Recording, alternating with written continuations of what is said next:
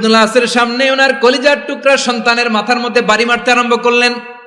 ঠিক যতগুলা বাড়ি গভর্নরের ছেলে আমর ইবনুল আসের ছেলে মিশরীর গায়ে মেরেছিল, মাথায় মেরেছিল, মিশরী গুনে গুনে ততটা মারলেন।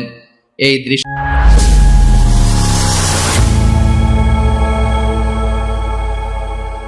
আল্লাহ তাআলা ইরশাদ করছেন, ইন্নাল্লাহা ইয়া'মুরু বিল আদলি ওয়াল ইহসান, নিশ্চয় আল্লাহ তাআলা তোমাদেরকে ন্যায় বিচারের আদেশ দেন, সদাচরণের আদেশ দেন, নিকট আত্মীয়দেরকে দানের আদেশ দেন।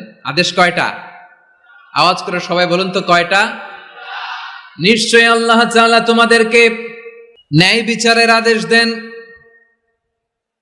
সদাচরণের আদেশ দেন, তিনি তোমাদের নিকট আত্মীয়দেরকে দানের আদেশ দেন, আর তিনি তোমাদেরকে অশ্লীলতা থেকে নিষেধ করেন, মন্দ কাজ থেকে নিষেধ করেন, অবাধ্যতা সীমা লঙ্ঘন থেকে নিষেধ করেন।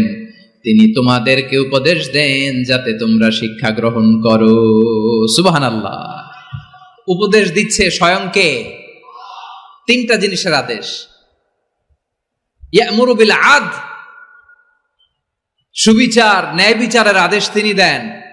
ইহসানের আদেশ দেন, যাতে আমরা ইহসান করি, একে অপরের প্রতি সুবিচার করি, মহানুভবতা দেখায়, অনুগ্রহ দেখায়, আর নিকট আত্মীয়দেরকে যেন আমরা দান করি। এই তিনটা আদেশ তিনি দিয়েছেন। আর কোন তিনটা জিনিস থেকে তিনি বারণ করেছেন? অশ্লীলতা, ফাহশা, মুনকার, মানে সব মন্দ আর অসৎ কাজ, এগুলো থেকে তিনি আমাদেরকে বারণ করেন। ওয়াল বাগি, অবাধ্যতা, সীমা লঙ্ঘন, এই তিনটা কাজ থেকে তিনি আমাদেরকে বারণ করেন। তিনি আমাদেরকে উপদেশ দেন, স্বয়ং আল্লাহ তাআলা আমাদেরকে উপদেশ দেন যাতে করে আমরা শিক্ষা গ্রহণ করি। সুবহানাল্লাহ পড়ে।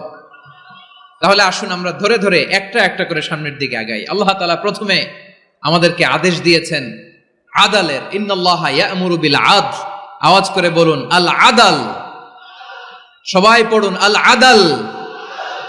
আমরা উর্দু জানি, হিন্দি জানি, অনেকে ইংরেজিও জানি, কিন্তু আরবি শব্দগুলো আমাদের মুখ দিয়ে বেরোতে চায় না। আওয়াজ করে বলুন আল আদাল। মাশাআল্লাহ। ইন্নাল্লাহা ইয়া'মুরু বিল আদল, আল্লাহ তাআলা আমাদেরকে আদলের আদেশ দেন। আদল অনেকে না বুঝলেও আদালত শব্দটা বুঝবেন। আদালত, আদালত, আদালত বুঝেন না?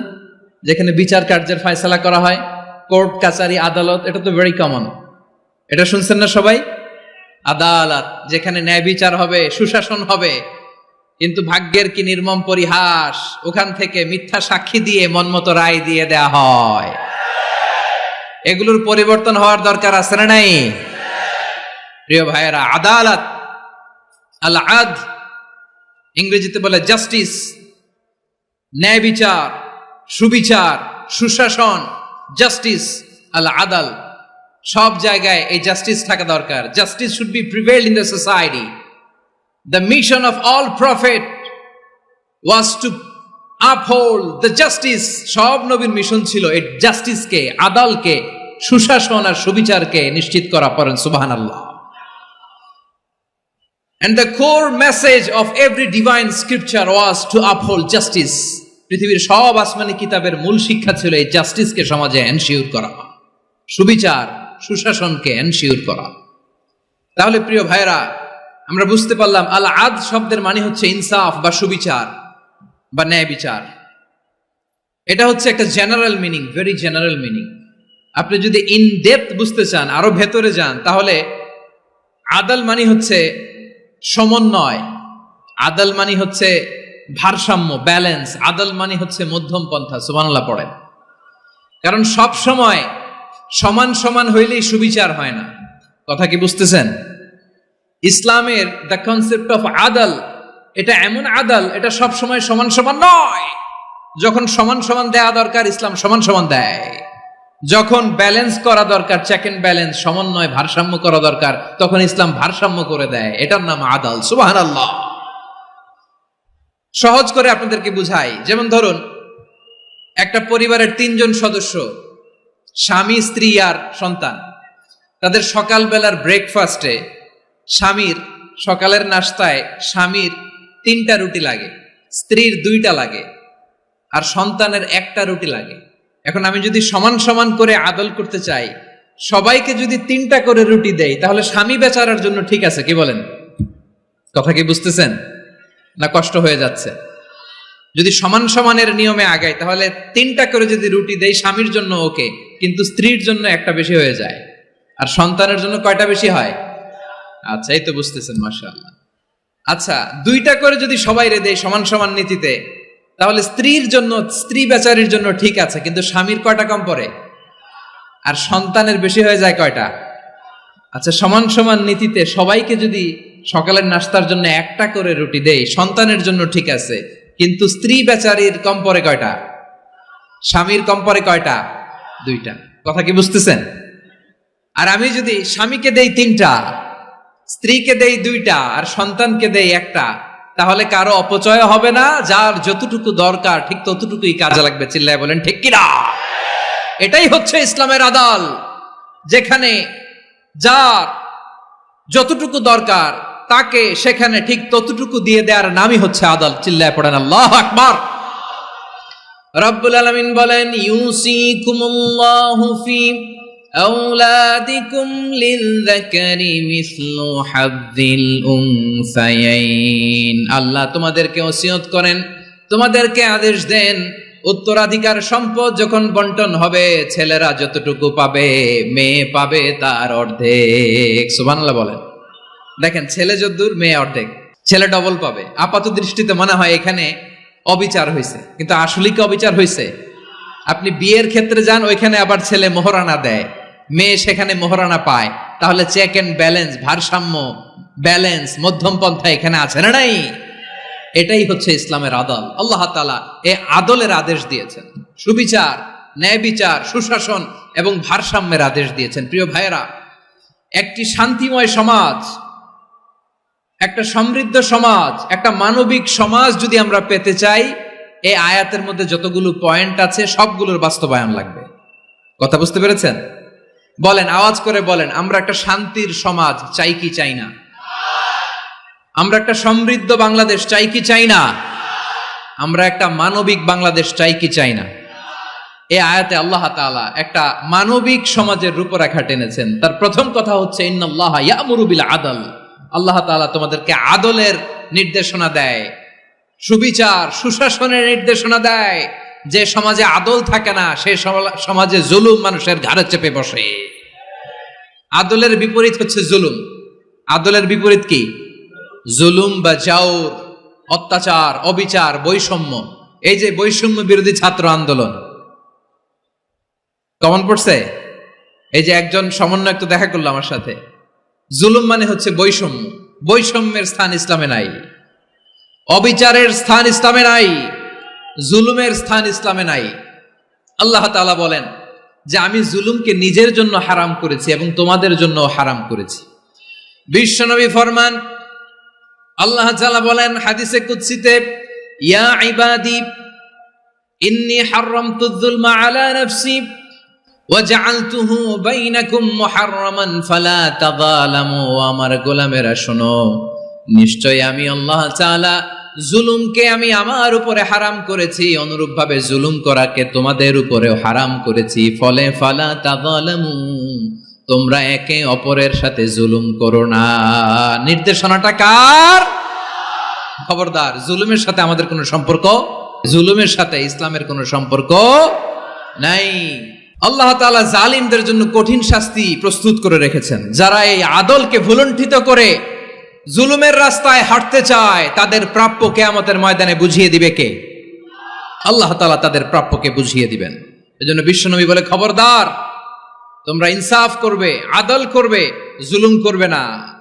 আয-যুলমু যুলুমাতুন ইয়াউমাল কিয়ামা, জুলুম কিয়ামতের দিন অন্ধকার হয়ে জালিমের ঘাড়ে চেপে বসবে। আবার বিশ্বনবী বলতেন, ইত্তাকি দাওয়াতাল মাজলুম, খবরদার, তোমরা মজলুমের কান্নাকে ভয় করো। ফাইন্নাহু লাইসা বাইনাহু ওয়া বাইনাল্লাহি হিজাব, কেননা মজলুমের কান্নার মাঝে আর আল্লাহর আরশের মাঝে কোনো পর্দা থাকে না। বিশ্বাস হয়? এই কথা বিশ্বাস হয়? এর জলজ্যান্ত প্রমাণ তো আমরা নিজেরাই দেখলাম। হ্যাঁ, মজলুমের কান্না ফুলে ফেপে মহিরুহ হয়ে, পাহাড়ের মতো হয়ে, বিস্ফোরিত হয়ে জালিমের মসনদকে ছারখাড় করে দিয়েছে। এর প্রমাণ তো আমরা নিজেরাই তো দেখলাম। জালিমের পরিণতি কি হয় আমরা জীবদ্দশাই তো দেখলাম। এমনও কোনো জুলুম নাই যে হয় নাই, ঠিক কিনা বলেন? আহারে জুলুম, আহারে জুলুম। রিসেন্টলি আয়না ঘরের কিছু ছবি প্রকাশিত হয়েছে সোশ্যাল মিডিয়ায়, দেখেছেন আপনারা? ছোট্ট একটা জায়গা, স্বাধীন মানুষকে প্রাণীর মতো, পাখির মতো খাঁচায় বন্দি করে রেখেছে। কখন দিন কখন রাত কিচ্ছু জানে না, কখন দিন কখন রাত কিছু জানে না। বছরের পর বছর কেটে গিয়েছে। এক্সট্রা জুডিশিয়াল কিলিং এর কোনো হিসাব নাই, বিচার বহির্ভূত হত্যা, এনফোর্স ডিসঅ্যাপিয়ারেন্স, গুম, যেটা সবচাইতে বড় মানবতা বিরোধী অপরাধ। কত মানুষ যে গুম হয়েছে তার কোনো ইয়ত্তা নাই। যেই ফ্যামিলির সদস্য গুম হয়েছে তারা কি ওই লোকটার জন্য মাগফিরাতের দোয়া করবে নাকি সুস্বাস্থ্যের দোয়া করবে তারা নিজেরাও জানতো না, কারণ জানে না ও বেঁচে আছে না মরে গেছে। আহা, বিডিআর নওজোয়ানদের যারা ছাড়া পেল দেখলাম, বিনা অপরাধে, কোনো অন্যায় ছাড়া, অপরাধ ছাড়া তাদের জীবন থেকে, তাদের তারুণ্যের, তাদের যৌবনের 15 বছর, 16 বছর, 17 বছর নাই, 6 মাস বয়সের ছোট বাচ্চাকে রেখে জেলে গেছে।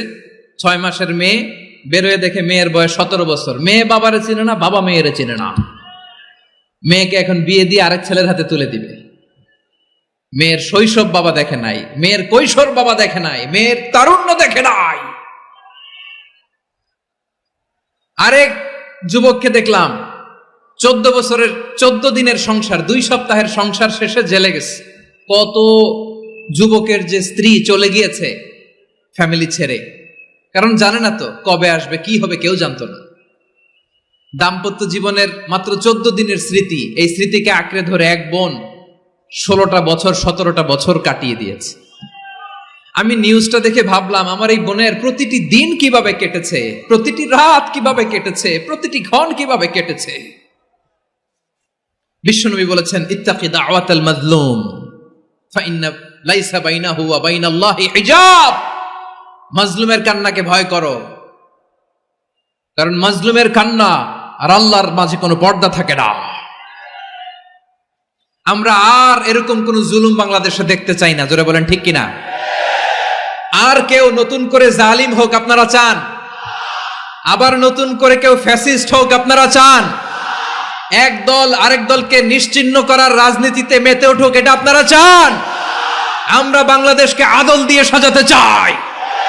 আমরা এই 56,000 বর্গ মাইলের প্রতিটা ইঞ্চি মাটিকে কোরআনের আইন দিয়ে সাজাতে চাই। রাজি আছেন আপনারা? কারা কারা রাজি দেখান হাত তোলে আল্লাহকে।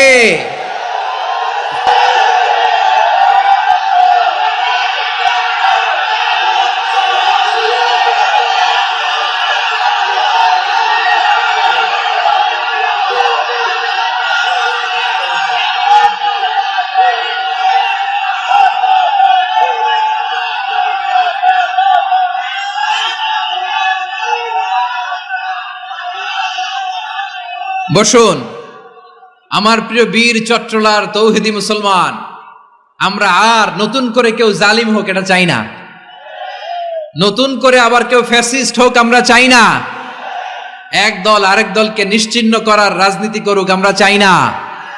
আমরা সুশাসনের বাংলাদেশ চাই,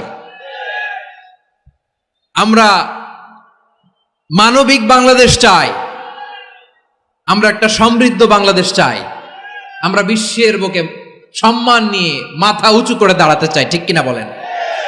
আল্লাহ বললেন, এটা যদি তোমরা চাও, একটা সমৃদ্ধ সমাজ যদি বিনির্মাণ করতে চাও, মানবিক সমাজ যদি বিনির্মাণ করতে চাও, আমি তোমাদেরকে সেজন্য প্রথমে আদালতের নির্দেশ দিলাম। ইন্নাল্লাহা ইয়া'মুরু বিল আদল, নিশ্চয় আল্লাহ তাআলা তোমাদেরকে ন্যায় বিচার, সুশাসন এটার আদেশ দেন। সুবহানাল্লাহ।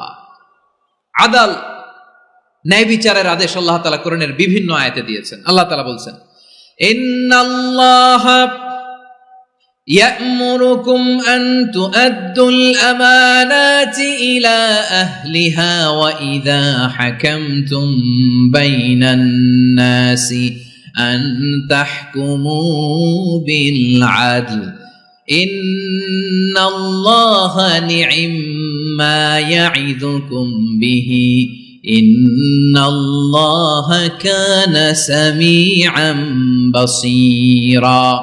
আল্লাহ তাআলা বললেন,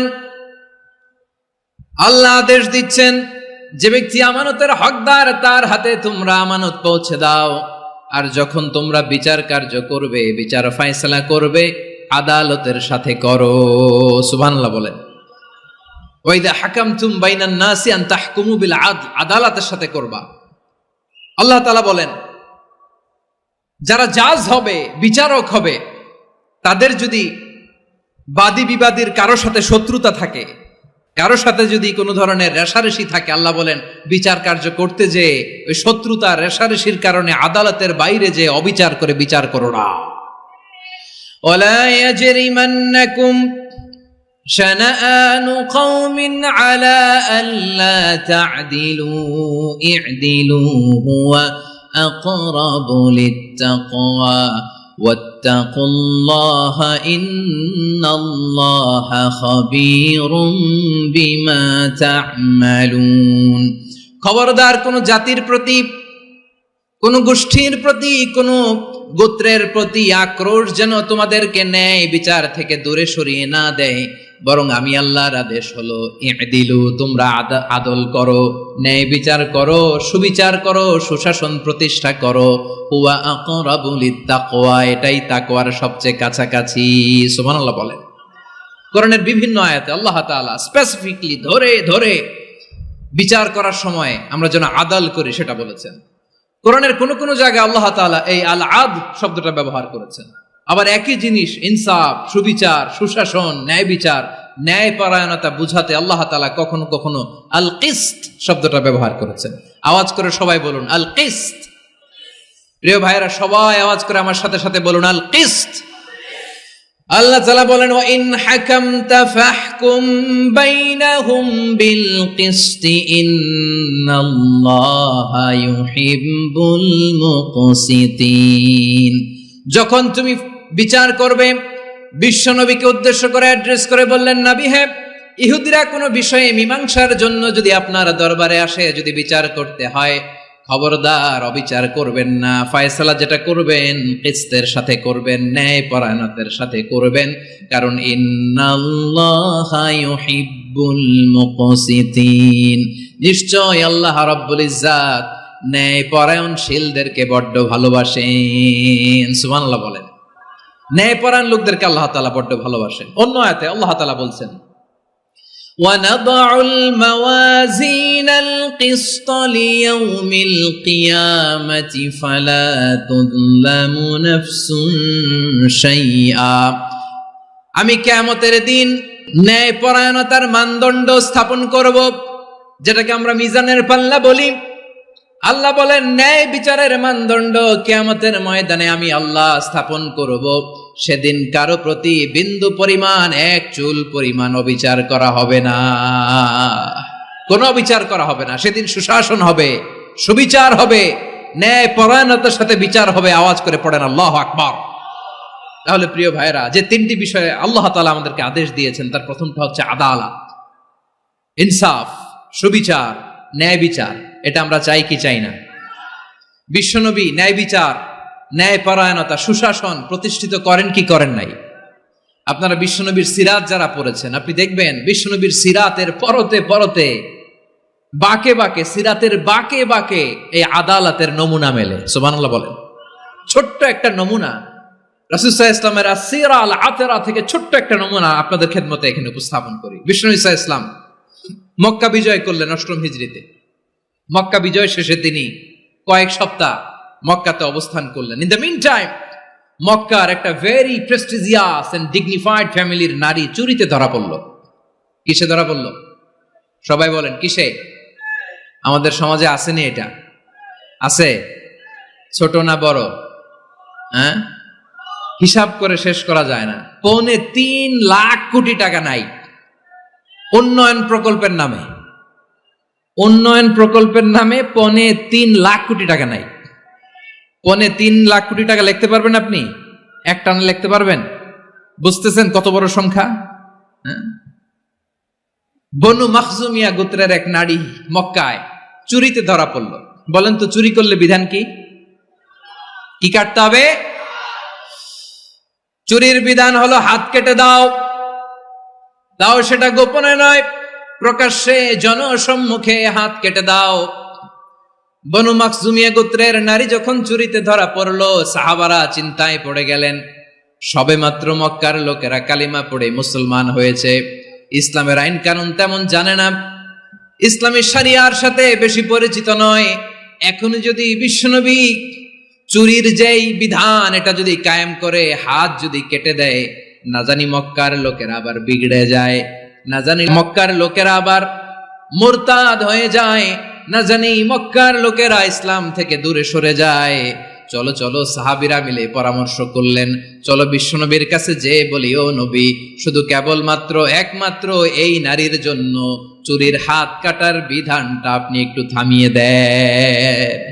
চুরির হাত কাটার যে বিধান এখানে একটু রহিত করে দেন, বাকিগুলা কইরেন মদিনাতে যে চলবে, কিন্তু মক্কায় এবারের জন্য মাফ করে দেন। কিন্তু কে বলবে? এই যে পরামর্শ, সাজেশন, এটা কে দিবে বিশ্বনবীর কাছে? সাহাবারা চিন্তায় পড়ে গেলেন। আল্লাহর নবীর সামনে দাঁড়িয়ে আল্লাহর দেয়া হুদুদ, আল্লাহর দেয়া বিধান থামিয়ে দেওয়া, মাফ করে দেওয়া, এই কথা বিশ্বনবীর সামনে বলার সাহস তো কেউ রাখে না। কেউ কেউ বলল, বিশ্বনবীর পালক পুত্র যায়েদ বিন হারেসার সন্তান উসামারে বিশ্বনবী নাতির মতো আদর করে, বড্ড বেশি ভালোবাসে উসামারে। এজন্য সাহাবারা উসামাকে বলতো হিব্বু রাসূলিল্লাহ, বিশ্বনবীর ভালোবাসা। কি বলতো? সাহাবীরা বললেন, বিশ্বনবীর ভালোবাসা হিব্বু রাসূলিল্লাহ, উসামারে পাঠাও। উসামারে বিশ্বনবীর নাতির মতো স্নেহ করে, মায়া করে, ভালোবাসে। আমরা পারবো না, উসামা পারবে। সবাই মিলে ফুলিয়ে ফুসিয়ে উসামাকে, ছোট্ট উসামাকে রাজি করালো। উসামা এমন এমন কথা যে তুমি বিশ্বনবীর কাছে বলতে হবে, পারবা নাকি? উসামা বলে, পারবো। সাইয়েদনা উসামা রাদিয়াল্লাহু তাআলা আনহু তরুণ সাহাবী বিশ্বনবীর কাছে গেলেন, যে বললেন, নবী, বনু মাখজুমিয়া গোত্রের এক নারী চুরিতে ধরা পড়েছে, এবারের জন্য কি এই মহিলাটারে মাফ করে দিলে হয় না? এবারের জন্য একটু ক্ষমা করা যায় না নবী? বিশ্বনবী বলেন, আতাশফাউ ফি হাদ্দিম মিন হুদুদিল্লাহ, তোমার এত বড় সাহস উসামা, তুমি আল্লাহর হাত, আল্লাহর দেয়া বিধান, এটার ব্যাপারে সুপারিশ করতে এসেছো? তোমরা কি জানো তোমাদের আগে যত কওম, যত গোত্র, যত জনপদ ধ্বংস হয়েছে তার কারণ ছিল তাদের মধ্যে গরিবরা অন্যায় করলে তারা বিচার করত, আর ধনীরা অন্যায় করলে তারা মাফ করে দিত। খবরদার! ওয়া আইমুল্লাহ লাউ আন্না ফাতিমাতা বিনতি মুহাম্মাদিন সারাকাত লাকাতা মুহাম্মাদুন ইয়াদাহা। বিশ্বনবী বললেন, ওরে উসামা, বানু মাখজুমিয়ার ওই প্রেস্টিজিয়াস এন্ড ডিগনিফাইড ফ্যামিলির মেয়ে তো দূর কি বাত, অনেক দূরের কথা। জেনে রেখো উসামা, আমার কলিজার টুকরা, নয়নের পুটুলি ফাতেমাও যদি মক্কার জমিনে আজকে এই চুরির দায়ে ধরা পড়তো, আমি বিশ্বনবী মুহাম্মদুর রাসূলুল্লাহ ধরে ফাতেমার ডান হাতটা কেটে দিতে এক বিলম্ব দেরি করতাম না।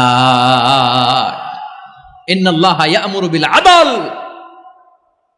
আমাদেরকে জাস্টিস শিখায় পশ্চিমারা, আমাদেরকে ইনসাফ শিখায়, আমাদেরকে সুশাসন শিখায়। আর ইনসাফ, সুশাসন, ন্যায় বিচার, সুবিচার, জাস্টিস কারে বলে বিশ্বনবীর বায়োগ্রাফি থেকে জেনে নাও।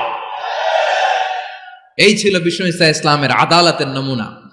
আপনি যদি সাইয়েদনা ওমরে ফারুকের জীবনের দিকে তাকান,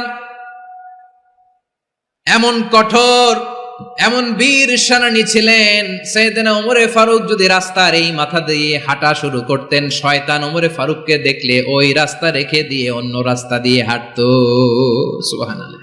ওমরে ফারুক রাদিয়াল্লাহু তাআলা আনহু কি পার্সোনালিটি ছিল, কি পার্সোনালিটি! আমাদের এলাকায় ছোট বাচ্চারা রাতে ভাত খেতে চায় না, আমার মেয়েটাও খেতে চায় না। এই এটা দিব, ওইটা দিব, আজকে মাহফিলে আসার সময় বলে দিছে লিস্ট করে এটা এটা আনতে হবে। তো ছোট্ট বাচ্চাদের অনেক বায়না থাকে, ওরা রাতে খেতে চায় না।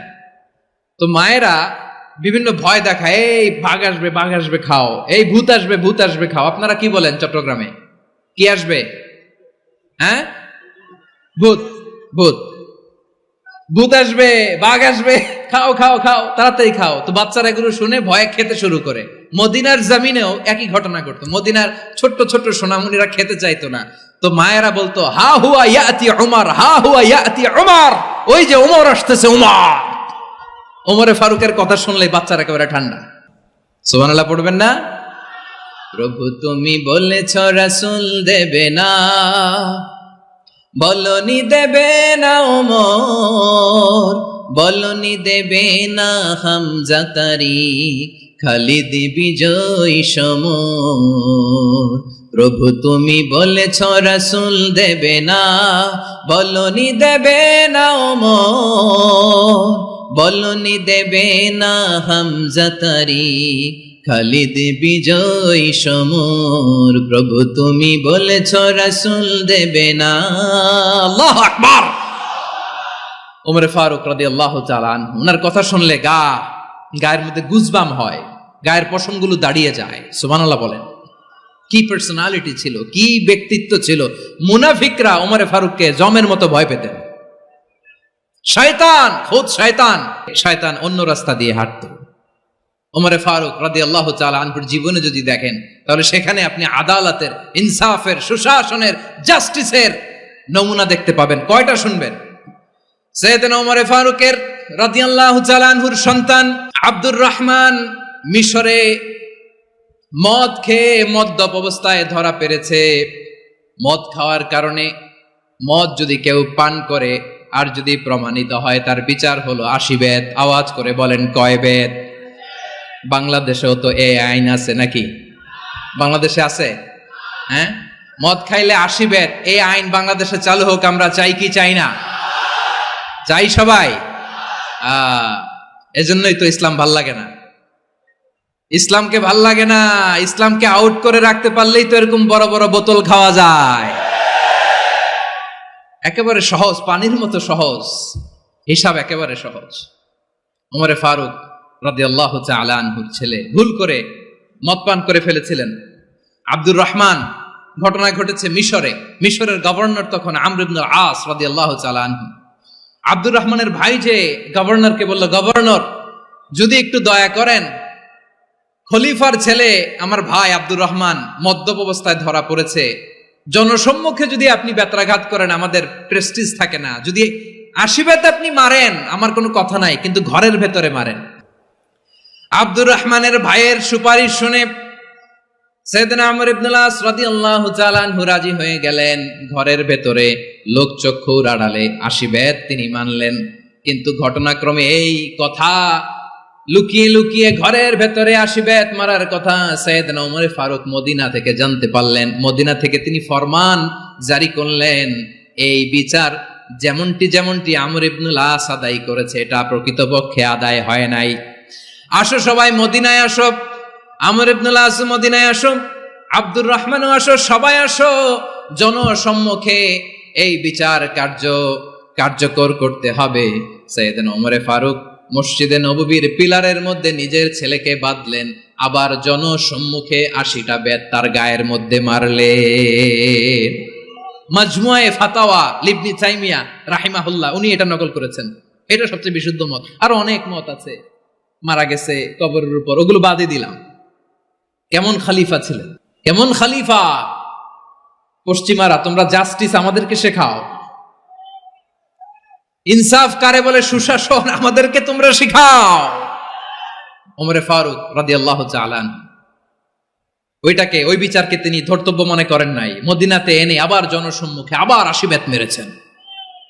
মিশরে ওমর ফারুক রাদিয়াল্লাহু তাআলা আনহু আমর ইবনুল আসকে গভর্নর করে পাঠালেন।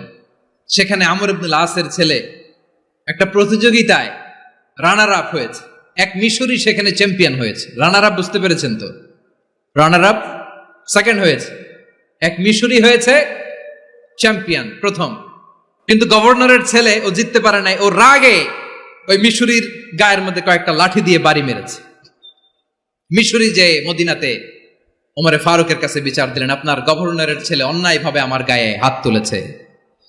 সাইয়েদনা ওমর ফারুক আবার ফরমান জারি করলেন, আসো মদিনাতে আসো। মিশরীকে ডাকলেন। ওই মিশরের গভর্নর আমর ইবনুল আস রাদিয়াল্লাহু তাআলা আনহুকে ডাকলেন, তার ছেলেকেও ডাকলেন। সবাই বসে রইল। আমর ইবনুল আস রাদিয়াল্লাহু তাআলা আনহু মাথা নিচু করে বসে আছেন, লজ্জায় কাচুমাচু। হায় হায়, আজকে আমার ছেলের কারণে আমিরুল মুমিনিন খলিফাতুল মুসলিমিন ওমর ফারুকের কাছে আমি জনসম্মুখে লজ্জিত হচ্ছি। সাইয়েদনা ওমর ফারুক বললেন, এই নাও লাঠি। গভর্নরের ছেলে, তোমার মাথার মধ্যে যতগুলো বাড়ি মেরেছে, আজকে জনসম্মুখে তুমি অতগুলা বাড়ি মারো। মিশরি বলে, থাক, আপনি যে ডেকে আনছেন সবার সামনে এটা বলছেন, এতেই আমি খুশি। আল্লাহু আকবার। আপনার মহানুভবতা দেখে আমি খুশি, আর অপমানের দরকার নাই। ওমরে ফারুক বলে, না, খবরদার, এই কথা মিশরি তুমি বলো না, মারো, যতগুলা বাড়ি মেরেছে মারো। বাধ্য হয়ে মিশরি আমর ইবনুল আসের সামনে ওনার কলিজার টুকরা সন্তানের মাথার মধ্যে বাড়ি মারতে আরম্ভ করলেন। ঠিক যতগুলা বাড়ি গভর্নরের ছেলে আমর ইবনুল আসের ছেলে মিশরির গায়ে মেরেছিল, মাথায় মেরেছিল, মিশরি গুনে গুনে ততটা মারলেন। এই দৃশ্য দেখে ওমরে ফারুক রেগে মেগে আগুন, রাগের চোটে রাগ সামলাতে না পেরে, আর নিজেকে সামলাতে না পেরে মিশরিরে বললেন, ছেলেরে মারা শেষ হয়ে গেলে এবার বাবার টাক মাথার মধ্যে কয়েকটা বাড়ি মার। রাগের চোটে, আউট অফ অ্যাঙ্গার, রাগের চোটে, যে আমার পাঠানো গভর্নর আমর ইবনুল আস তার ছেলেকে কেন আদব তারবিয়া কেন শিক্ষা দিতে পারে না। ছেলেরে মারা হইলে এবার আমর ইবনুল আসের মাথার মধ্যে দুইটা মারো। এটা রাগে বলেছেন, এটা শাস্তি হিসেবে না। সুবহানাল্লাহ পড়ে। তোমরা আমাদেরকে সুশাসন শিখাও, আমাদেরকে সুশাসন শিখাও। বিশ্বনবী বলেন, আদল এটা যেন তেন বিষয় না, এটা দিয়েই মানবিক সমাজ গড়তে হবে। আল্লাহ তাআলা কিয়ামতের কঠিন ময়দানে, যেদিন স্বামী স্ত্রীকে চিনবে না, স্ত্রী স্বামীকে দেখে পালিয়ে যাবে, বন্ধু বন্ধুরে চিনবে না, পীর সাহেব মুরিদরে চিনবে না, মুরিদ পীর সাহেবরে চিনবে না, দলের কর্মী তার নেতারে চিনবে না, নেতা তার কর্মীরে চিনবে না, বন্ধু বন্ধুরে দেখে পালাবে। এই কঠিন মুহূর্তে সূর্যটা মাথার কাছে চলে আসবে, জমিনটা তামার জমিন হবে, আজকের জমিনের মতো নয়।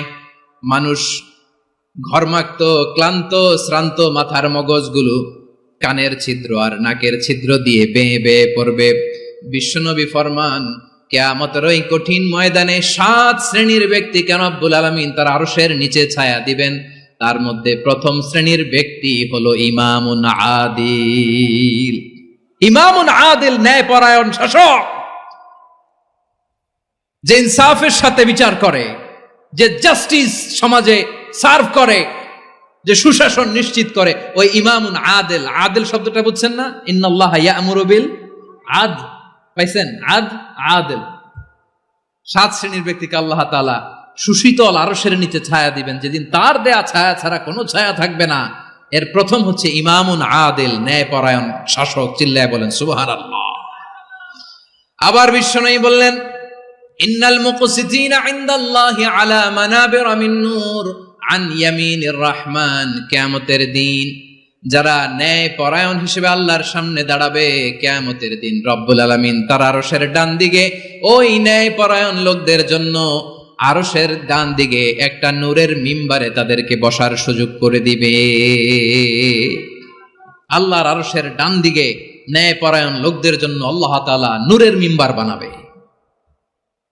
4 টেকেনে কথা মনে করেছেন? আল আদাল, জাস্টিস। ইন্নাল্লাহা ইয়া'মুরু বিল আদল। আল্লাহ তাআলা এই আদালতের নির্দেশনা দেয়, সুবিচার, সুশাসন। প্রিয় ভাইয়েরা, এটা আমরা বাংলাদেশে চাই কি চাই না? এই যে অরাজকতা, এই যে অন্যায়, এই যে জুলুম, এই যে ইনকনসিস্টেন্সি, সমাজের অসঙ্গতি, এর প্রধান কারণ জাস্টিস নাই, সুবিচার নাই, সুশাসন নাই। শেষবারের মতো আওয়াজ করে বলেন তো, আমরা বাংলাদেশে আদল চাই কি চাই না?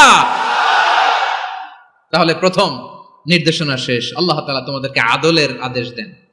এরপরে আল্লাহ বললেন, আমি তোমাদেরকে ইহসানের আদেশ দেই। ইন্নাল্লাহা ইয়া'মুরু বিল আদলি ওয়াল ইহসান। আমি তোমাদেরকে যেমনি আদলের নির্দেশনা দেই, তেমনি ভাবে তোমাদেরকে ইহসানের নির্দেশনা দেই। ইহসান, আওয়াজ করে সবাই বলেন তো ইহসান। সবাই বলেননি, সবাই বললে এতটুকু আওয়াজ হবে আমি বিশ্বাস করি না। আওয়াজ করে বলুন আল ইহসান। ইহসান মানে কারো প্রতি সফট হার্টেড হওয়া, মহানুভব হওয়া, অনুগ্রহ পরায়ণ হওয়া, অনুগ্রহশীল হওয়া, একে অপরের প্রতি দয়াদ্র হওয়া। একে অপরের প্রতি দয়াদ্র, অনুগ্রহশীল হওয়া ছাড়া মানবিক সমাজ কঠিনকালেও গঠন করা সম্ভব না। প্রিয় ভাইয়েরা, সুন্দর আচরণ দিয়ে, ইহসান দিয়ে যা জয় করা যায়, নরম আচরণ দিয়ে যেটা অর্জন করা যায়, কঠোরতা দিয়ে সেটা পারা যায় না। বিষ্ণু ঈসা ইসলাম ইহসান দিয়ে, কোমল আচরণ দিয়ে, তার অনুগ্রহ দিয়ে তিনি অনেক কাফিরের হৃদয়কে জয় করে ফেলেছেন। সাইয়েদনা সুমামা ইবনে উসাল রাদিয়াল্লাহু তাআলা আনহুর কথা মনে পড়ে যায়। তিনি ছিলেন ইয়ামামার বাদশা। মদিনাতে বিশ্বনবীকে হত্যা করার নিয়তে এসেছিলেন, গোপনে গোপনে বিশ্বনবীকে হত্যা করে আবার ইয়ামামাতে তিনি ফিরে যাবেন। কিন্তু কি অবাক করা কাণ্ড, হত্যা করতে পারে নাই, সাহাবাদের হাতে তিনি ধরা পড়ে গেলেন।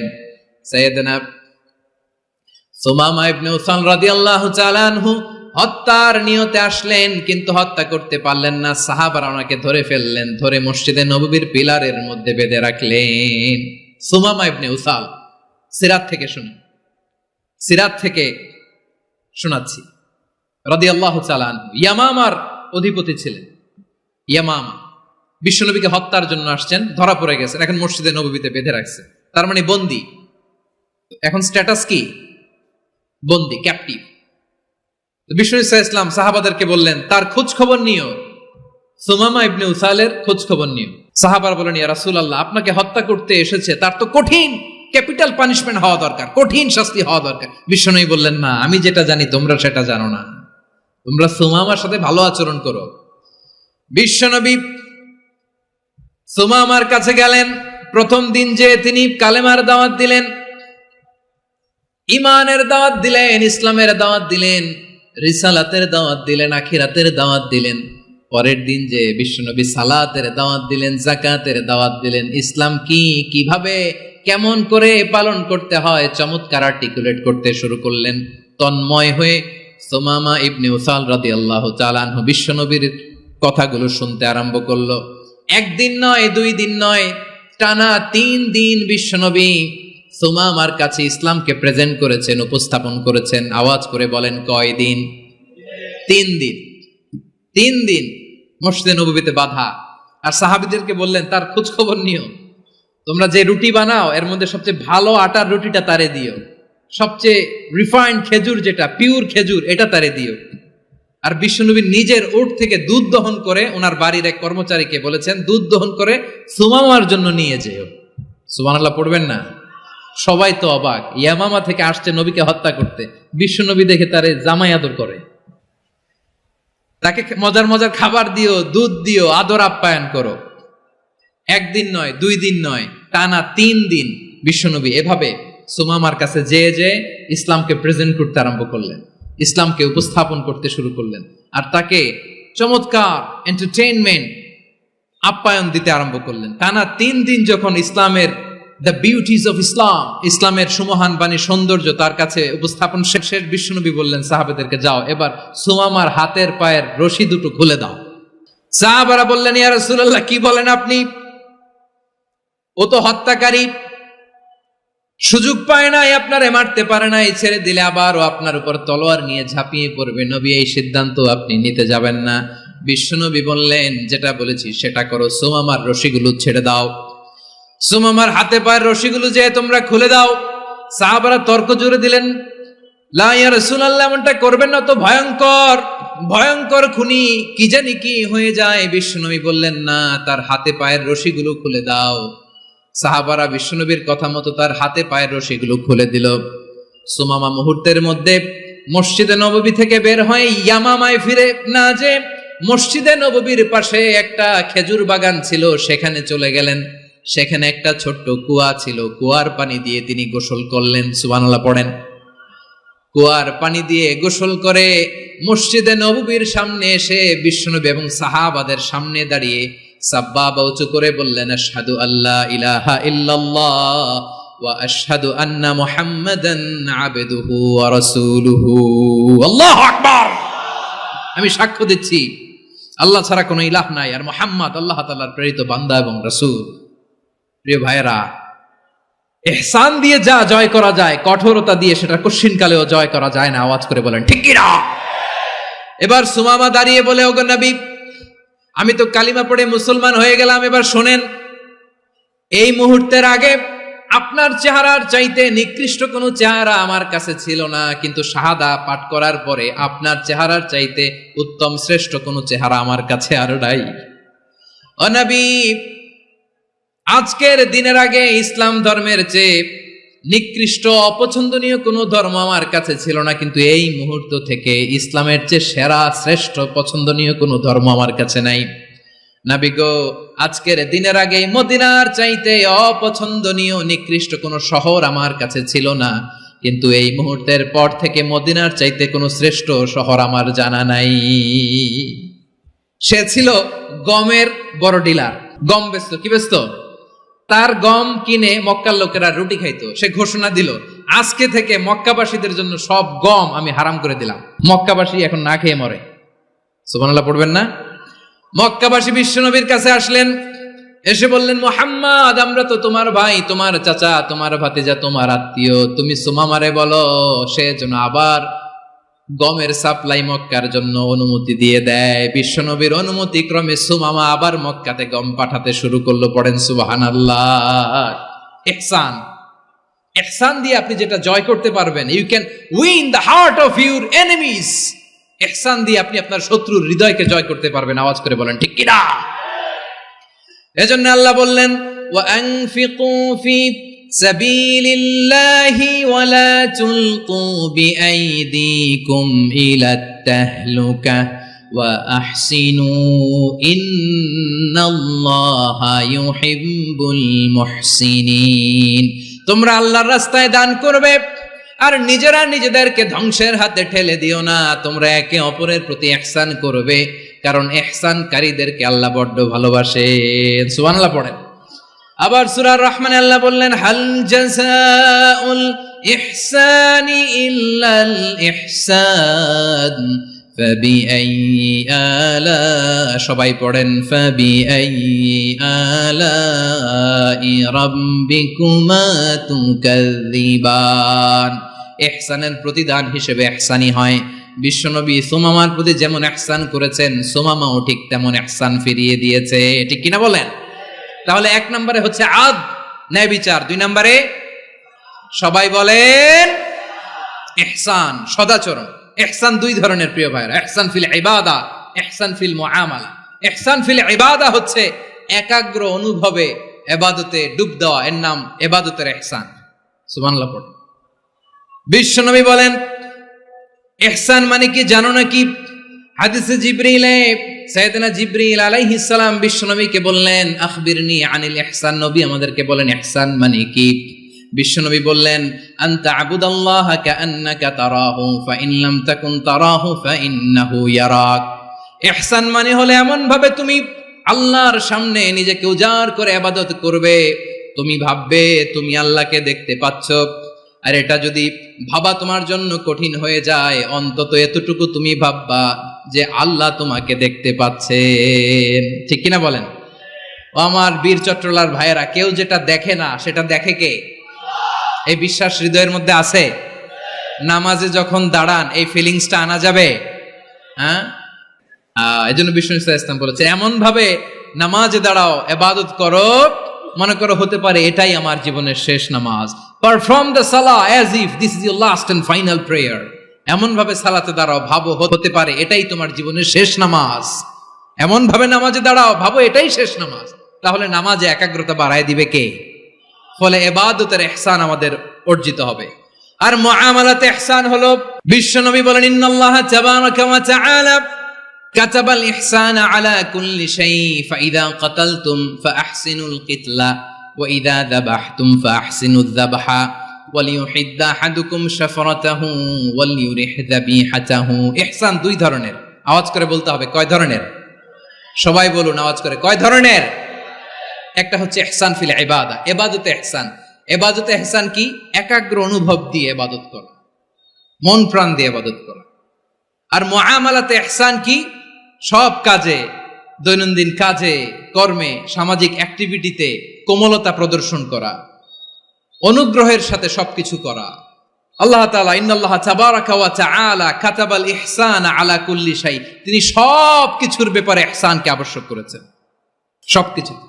মুমিনের সব কাজে ইহসানের পরশ থাকবে। ওয়াইদা কাতালতুম ফাহসিনুল কিতলা। আচ্ছা, কুরবানির দিন আমরা পশুগুলোরে কি করি বলেন সবাই আওয়াজ করে?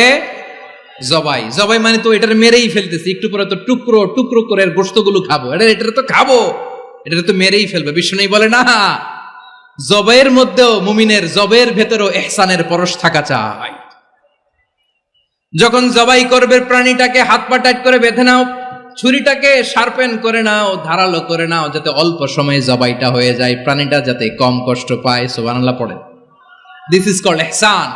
ইহসান আল্লাহ তাআলা যেমনি আদলের আদেশ করেছেন, ন্যায় বিচার জাস্টিস এনশিওর করতে বলেছেন, সমাজে ইহসানের ব্যবহার, ইহসানের অনুশীলন তিনি করতে বলেছেন। এজন্য মুমিনের প্রতিটি কাজে, আমার চট্টগ্রামের ভাইয়েরা আমার দিকে তাকান, খেয়াল করে শুনুন, মুমিন জীবনের প্রতিটি কাজে ইহসানের পরশ থাকা চাই।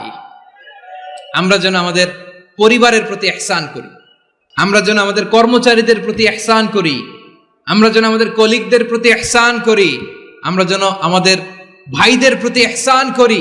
মুমিন জীবনের প্রতি কাজে ইহসানের পরশ থাকার দরকার আছে না নাই? কথা বুঝতে পেরেছেন? তাহলে আল্লাহ তাআলার 3টা আদেশ ছিল, কয়টা গেল? ভুলে গেছে, ভুলে গেছে চট্টগ্রাম। 3টা আদেশের মধ্যে কয়টা বললাম? প্রথমে কি ছিল? আদল। 2 নম্বরে, 3 নম্বরে রব্বুল আলামিন বললেন ওয়া ইতাইদিল কুরবা, নিকটাত্মীয়দেরকে দান করো।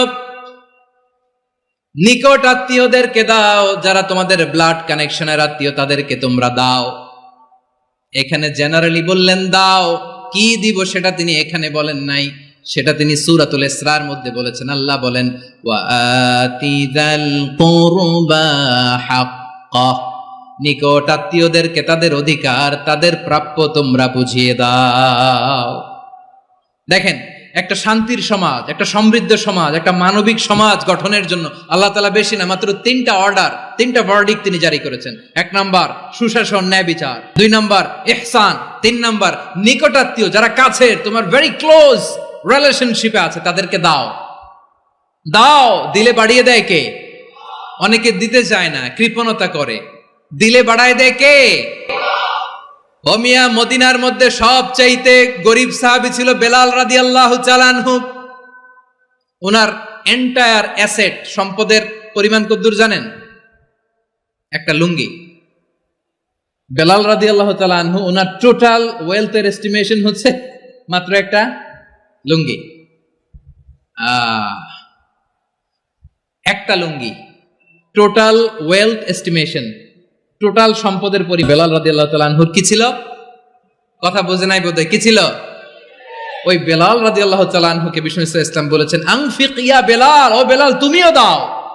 ওয়ালা তাখশা মিন যিল আরশি ইখলালা, আরশের অধিপতির তো কোনো ঘাটতি নাই, তুমি দিলে ওই আল্লাহ তোমারে বাড়ায় দিবে। এজন্য আমার প্রিয় ভাইয়েরা, দিলে কমে না, দিলে বাড়ে। অনেকে ধরে রাখে, নতুন কিছু নিতে পারে না, হাত দিয়ে যেটা ধরে রেখেছেন এটা দিয়ে দেন, বড় একটা ধরার সুযোগ পাবেন। জোরে বলেন ঠিক কিনা? ধরেন 5 কেজি ওজনের একটা ধরে রাখছেন, এখন 10, এটা না ছাড়লে 10 কেজি ধরতে পারবেন আপনি? আচ্ছা, 10 কেজির জিনিস একটা আছে হাতে, ওইটা যদি ছেড়ে দেন তাহলে না 15 কেজি ধরতে পারবেন। কথা বলেন ঠিক কিনা? তাহলে দিলে বাড়িয়ে দেয় কে? রব্বুল আলামিন বললেন 3 নাম্বার আদেশ হলো তোমাদের প্রতি সমাজটারে কেমন করে মানবিক সমাজ, সুন্দর সমাজ গড়বা। 3 নাম্বার আদেশ হলো ওয়া আতিদাল কুরবা হাক্কা, নিকটাত্মীয়দেরকে তাদের প্রাপ্য বুঝিয়ে দাও। এই নিকটাত্মীয়দেরকে তাদের অধিকার বুঝিয়ে দেওয়া, প্রাপ্য বুঝিয়ে দেওয়াতে আমাদের গাফলতি আছে না নাই? চট্টগ্রামে নাই? মাশাআল্লাহ আছে, আছে। অনেকে দেখবেন অনেক আল্লাহওয়ালা, তাহাজ্জুদ গুজার, সেজদা দিতে দিতে কপালে কালো দাগ ফেলে দিছে, সে তার বোনের হকটা আদায় করে নাই। আছে না নাই? হ্যাঁ, এখানেও আছে। সর্বনাশ। অনেক বড় হাজী সাহেব, বিশাল লম্বা দাড়ি, ছেলেরে সব দিয়ে দিছে, মেয়েরে কিছু দেয় নাই, মেয়ের হক আদায় করে নাই। আছে না নাই? এই হাজী সাহেবেরা, এই আল্লাহওয়ালারা কিয়ামতের ময়দানে আটকে যাবে। আপনি অন্যের অধিকার নষ্ট করেছেন, তাদের রাইটস কে ভায়োলেট করেছেন। এজন্য আল্লাহ তাআলা বলেন, কারো অধিকার যদি কেউ নষ্ট করে, ওই সমাজটা মানবিক সমাজ কঠিন কালেও হতে পারে না। এজন্য 3 নম্বর আল্লাহ বললেন ওয়া ইতা ইদিল কুরবা, নিকটাত্মীয়দেরকে দাও। কি দিবা? তাদের অধিকার দিয়ে দাও। বোনের অধিকার বুঝিয়ে দাও, মেয়ের অধিকার বুঝিয়ে দাও, ফুফুর অধিকার বুঝিয়ে দাও। দেখবেন অনেক মায়েরা ছেলের পাতে মুরগির রান দেয়, মেয়ের পাতে দেয় মুরগির ঠ্যাং। এরকম আছে না নাই? ছেলেরা কি দেয়? মুরগির। মেয়ের পাতে কি দেয়? তো মেয়ের কি মুরগির রান খেতে মনে চায় না? মনে চায় না? এমনটা করা যাবে না। নিকটাত্মীয়দেরকে অধিকার দিয়ে দাও, নিকটাত্মীয়ের সাথে সুসম্পর্ক রাখো। আদেশটা কার? এজন্য প্রিয় ভাইয়েরা, জীবনে যদি বারাকা অর্জন করতে চান, নিকটাত্মীয়দের সাথে সুসম্পর্ক রাখতে হবে, তাদের জন্য উপহার পাঠাতে হবে। বিশ্বনবী বলেন লা ইয়াদখুলুল জান্নাতা কাতে, যে ব্যক্তি আত্মীয়তার সম্পর্ককে ছিন্ন করে দেয় সে কশিন কালেও আল্লাহর জান্নাতে ঢুকবে না। আপনি কি এটারে সহজ হাদিস মনে করছেন? এটা সহজ কথা? আপনি ভাবছেন আপনার নামাজ আপনার বাঁচাতে পারবে, আপনার রোজা বাঁচাতে পারবে, আপনার তাহাজ্জুদ আপনারে বাঁচাতে পারবে? অধিকার নষ্ট করলে কিছুই আপনারে বাঁচাতে পারবে না। এজন্য নিকট আত্মীয়দেরকে দিতে হবে বেশি বেশি। বিশ্বনবী বলেন ইন্না সাদাকাতা আলাল মিসকিনি সাদাকা ওয়া আলা যির রাহিমি ইসনাতান সাদাকাতুন ওয়া সিলা। মিসকিনরে দান করলে শুধু দানের সওয়াব হয়, নিকট আত্মীয়কে দান করলে দুইটার সওয়াব হয়, সাদাকার সওয়াব হয়, আবার আত্মীয়তার বন্ধন অটুট রাখার সওয়াব হয়ে যায়। আবার বিশ্বনবী বললেন মান সাররাহু আইয়ুবসাতা লাহু ফি রিজকিহি ওয়া ইউনসা লাহু ফি আসারিহি ফালইয়াসিল রাহিমা। যে ব্যক্তি তার রিজিকের প্রশস্ততা চায় আর হায়াতে বরকত চায়, সে যেন তার আত্মীয়ের সাথে সুসম্পর্ক রাখে। আমার প্রিয় চট্টলার ভাইয়েরা, আমাদের রিজিক বাড়ুক, এটা আমরা চাই কি চাই না? সবাই চান? হ্যাঁ, আমাদের রিজিকে প্রশস্ততা আসুক, চাই কি চাই না? আমাদের হায়াতে বরকত আসুক, আমরা চাই কি চাই না? এই দুইটা যদি চান তাহলে নিকটাত্মীয়দের সাথে সুসম্পর্ক রাখবেন, পারবেন? তাহলে সমাজটারে মানবিক সমাজ বানায় দিবে কে? 3টা আদেশ চলে গেল। কয়টা? আওয়াজ করে বলেন। 1 নম্বরে কি ছিল? 2 নম্বরে, 3 নম্বরে নিকটাত্মীয়দেরকে দান। আমার প্রিয় ভাইয়েরা, আল্লাহ তাআলা 3টা জিনিসের যেমনি আদেশ করেছেন, অনুরূপভাবে 3টা বিষয় তিনি বারণ করেছেন, নিষেধ করেছেন। ওগুলোর কাছেও যাওয়া যাবে। শুনবেন। রাব্বুল আলামিন বলেন ওয়ায়ানহা আনিল ফাহশাই ওয়াল মুনকারি ওয়াল বাগি। আমি যেমনি 3টি বিষয়ে আদেশ করলাম, অনুরূপভাবে 3টি বিষয়ে বারণ করলাম, নিষেধ করলাম। আমার 1 নাম্বার নিষেধাজ্ঞা হলো অশ্লীলতার প্রতি। ফাহশা, ওয়ায়ানহা আনিল ফাহশা, আল্লাহ তাআলা অশ্লীলতাকে নিষেধ করেছেন। কোন জিনিসকে? সবাই বলুন, কোন জিনিসকে? যত ধরনের, যত টাইপের, যত ক্যাটাগরির অশ্লীলতা হতে পারে, সব অশ্লীলতাকে হারাম করেছেন কে? ফাহশা মানে কি? কথায়, কাজে, আচরণে, কমেন্ট, ফেসবুকের কমেন্টসে যত ধরনের নোংরামো আছে, যত ধরনের অশ্লীলতা আছে, এটাকে আরবিতে বলে ফাহশা। এটাকে কি বলে? রাব্বুল আলামিন বলেন কুল ইন্নামা حرم ربي الفواحش ما ظهر منها وما بطن। ও নবী, আপনি বলে দেন আমার রব প্রকাশ্য অপ্রকাশ্য, স্পষ্ট কিংবা অস্পষ্ট, দৃশ্যমান কিংবা অদৃশ্যমান সব অশ্লীলতাকে হারাম করেছেন। সব ধরনের অশ্লীলতা হারাম, সব ধরনের। আল্লাহ তাআলা আমাদেরকে অশ্লীলতা থেকে বাঁচায়, অশ্লীলতা থেকে তিনি আমাদেরকে হেফাজত করুক। পড়েন আমিন। এবার বলেন, আমাদের সমাজে অশ্লীলতা আছে না নাই? চট্টগ্রামে নাই? আমি কই নাই, ওনারা বলে আছে। দেখছেন, আমি সামহাও বাঁচায় দেওয়ার ট্রাই করতেছি, ওনারা বলে আছে। অশ্লীলতা নানা ভাবে, নানা নামে, নানা মোড়কে আমাদের সমাজে আছে না নাই? সংস্কৃতির নামে, ফ্যাশনের নামে, বিনোদনের নামে, উপন্যাসের নামে, কনসার্টের নামে অশ্লীলতা আছে না নাই? আপনি দেখেছেন কনসার্টগুলোর অবস্থা? এই যে আতিফ আসলাম যে আসছে আমাদের দেশে, তারপর কে কে আসছে, আমাদের তরুণ তরুণীরা, আমাদের যুবক যুবতীরা, আমাদের জেনজিরা, কি অবস্থা ওইখানে? হ্যাঁ, কি অবস্থা? কে বাঁচাবে ওদের? কে রক্ষা করবে ওদের ইমানের, ওদের চরিত্রের হেফাজতের গ্যারান্টি কে দিবে? কনসার্টের নামে অশ্লীলতা আছে না নাই? ছেলে মেয়ে একে অপরকে জড়ায় ধরতেছে, একে অপরকে চুমো খাচ্ছে প্রকাশ্যে, দিবালোকে, গণমানুষের সামনে। আল্লাহ তাআলা এই অশ্লীলতা থেকে আমাদেরকে বেঁচে থাকতে বলেছেন, বেঁচে থাকতে বলেছেন। রূপালী জগতের নামে অশ্লীলতা আছে না নাই? এই টার্মটা আপনারা জানেন না? রূপালী জগৎ কি জগৎ? আসলে কি রূপালী জগৎ না অন্ধকার জগৎ? আমার বোনেরা, আপনাদেরকে যে কি বলে তারা বুঝায়, রূপালী জগৎ শুনেই আপনি ভরকে যাবেন না। রূপালী জগতে যে নারী যত বেশি উলঙ্গ সে নাকি তত বেশি সাহসী।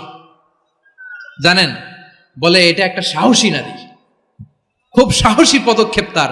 যত বেশি শরীর থেকে কাপড় নামাতে পারবে, যত বেশি বস্ত্রহীন হয়ে নিজেকে প্রেজেন্ট করতে পারবে, সে নাকি তত বেশি সাহসী। আমার চট্টলার ভাইয়েরা, শয়তানের প্রথমে এজেন্ডা ছিল বনি আদমকে বস্ত্রহীন করা। সে আদম এবং হাওয়া আলাইহিস সালামকে নিষিদ্ধ গাছের ফল খাইয়ে তাদেরকে বস্ত্রহীন করেছে। এই জামিনেও সে আমাদেরকে বস্ত্রহীন করতে চাইবে। এই রূপালী জগতের নামে তারা এটা করে। আমার প্রিয় বোনেরা, আপনি জানেন না আপনার দাম কত। ওরা আপনাদেরকে বিজ্ঞাপনের সস্তা পণ্য বানাতে চায়। ওরা আপনাদেরকে ওদের ভোগের লিপসার টুলস বানাতে চায়। ওরা আপনাদেরকে দিয়ে ওদের খায়েশ পূরণ করতে চায়। এটা আপনাদের জন্য মোটেও ডিগনিটি নয়, এটা আপনাদের জন্য সম্মান নয়। আপনার সম্মান শালীনতায়, আপনার সম্মান হেজাবে, আপনার সম্মান ভদ্রতায়, আপনার সম্মান আপনার ডিসেন্ট পোশাকে। পোশাক বলে দেয় এই নারীটা ভদ্র না অভদ্র। পোশাক বলে দেয় এই মেয়েটা কোন ঘরের মেয়ে। আওয়াজ করে বলেন ঠিক কিনা? আপনি জানেন না, আপনারা সস্তা পণ্য বানায়, ভোগের পণ্য, বিলবোর্ডে আপনাকে উলঙ্গ করে উপস্থাপন করে। এই অশ্লীলতার সাথে ইসলামের কোনো সম্পর্ক। এজন্য আল্লাহ বলেন, আমি অশ্লীলতাকে হারাম করেছি। অশ্লীলতাকে হারাম করার প্রথম কারণ হলো এর মাধ্যমে মানবতাকে অপমানিত করা হয়। কারণ মানুষের সম্মান মানুষের পোশাকে। মানুষ যখন পোশাকহীন হয়ে যায়, বস্ত্রহীন হয়ে যায়, তার সম্মান কমে যায়, ঠিক কিনা? অশ্লীলতাকে হারাম করার প্রথম কারণ হচ্ছে মানুষ মানুষকে অপমান করে। একটা নারী, সে তো সম্মানিত। নারী যে কত সম্মানিত, নারীরা এটা বুঝেই নাই। বিশ্বনবী বলেন, আর দুনিয়া কুল্লুহা মাতা ওয়া খায়রু মাতা'আদ দুনিয়া আল মারআতুস সালিহা। আমার বোনেরা, 5টা প্যান্ডেলে আপনারা এলইডিতে আমার আলোচনা শুনছেন, আমি জানি। আপনাদের এই গর্ভ যে কত দামি আপনি জানেন না। আপনার পেট থেকেই আসবে আগামী দিনের সালাহুদ্দিন আল আইয়ুবী। আপনার পেট থেকেই আসবে অনাগত দিনের ইমাম মাহদী আল মুনতাযর। আপনার পেট থেকেই আসবে অনাগত দিনের ফয়সাল, ওয়াসিম, মুগ্ধ, আবু সাইদের মতো বীর যোদ্ধা।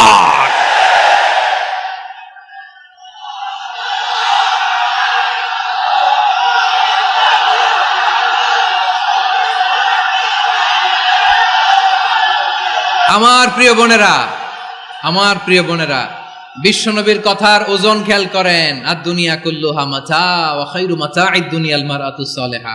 দুনিয়ার সবকিছুই অ্যাসেট, এর মধ্যে সবচেয়ে দামি অ্যাসেট নেককার নারী। আপনার গর্ভ যে কত দামি আপনি জানেন না। নিজের সময়টাকে কাজে লাগান, কোরআন পড়েন, সুন্নাহ পড়েন। আপনার অনেক দায়িত্ব ঘরে। You are the MD of your family. একটা family it's a very big institution. পরিবার একটা অনেক বড় প্রতিষ্ঠান। and you are the MD of your institution. আপনি এই পরিবারের MD, managing director of your family. এখানে আপনার কত দায়িত্ব। আপনি ছেলেমেয়েদেরকে তারবিয়া করবেন। আপনি আপনার স্বামীর জন্য ঘরটার জান্নাতের নীর বানাবেন। আপনার জন্য জান্নাতের ডুপ্লেক্স বাড়ি ওইখানে তৈরি করে রাখবে কে? আপনি যে কত দামি আপনি জানেন না। নারীদেরকে আল্লাহ বানিয়েছেন উচ্চতর করে, নিম্নতর নয়। নারীদেরকে ছোট্ট জিনিস দিলে এটার বড় করে দেয়। নারীদেরকে ভ্রূণ দিলে, শুক্রাণু দিলে নারী এটারে বাচ্চা হিসেবে উপহার দেয়, ঠিক কিনা? বিয়ের মাধ্যমে স্বামী যখন তার শুক্রাণু তার স্ত্রীকে উপহার দেয়, স্ত্রী রিটার্নে কি উপহার দেয়? ফুল ফর্ম বেবি, মানব সন্তান। দেখছেন, আপনি দিলেন একটুক, উনি দিছে বিশাল। আপনি যদি নারীকে বাজার এনে দেন, নারী এটাকে সুস্বাদু খাবারে রূপান্তর করে দেয়। আপনি তাকে একটা মুচকি হাসি দিয়ে দেন, সে তার কলিজা দিয়ে দেয়। কিন্তু যদি আপনি তার মনে কষ্ট দেন, সে আপনার জীবনকে জাহান্নাম বানায়া দেয়। খবর আছে, নারীর মন বুঝতে পারলে নেয়ামত, বুঝতে না পারলে কিয়ামত। ঠিক কিনা বলেন? আমার প্রিয় বোনেরা, আপনি যে কত দামি আপনি জানেন না, জানেন না আপনি কত দামি, অনেক দামি আপনি। আপনাদেরকে যেন ভোগের সস্তা পণ্য বানাতে না পারে, আপনাদেরকে সচেতন থাকতে হবে, সজাগ থাকতে হবে, কনসার্ন থাকতে হবে। শয়তানের ওই হাতছানির দিকে আর নজর দেওয়া যাবে না।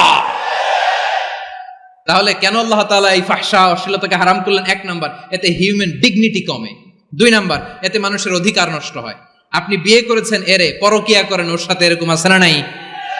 স্ত্রীর অধিকার নষ্ট করেছেন। আপনি বিবাহ সম্পর্কে আবদ্ধ হয়েছেন তার সাথে, আপনি পরকিয়া করেন ওই ছেলের সাথে, আপনি আপনার হাজবেন্ডের সাথে বিট্রে করেছেন। এজন্য আল্লাহ অশ্লীলতাকে হারাম করেছে। অশ্লীলতাকে হারাম করার আরেকটা কারণ হচ্ছে আল্লাহ তাআলা এই হিউম্যান জেনারেশনকে এটাকে প্রিজার্ভ করতে চায়। হিফজুন নাসল, এটা মাকাসিদুশ শরিয়ার অনেক গুরুত্বপূর্ণ একটা মাকাসিদ, অনেক গুরুত্বপূর্ণ।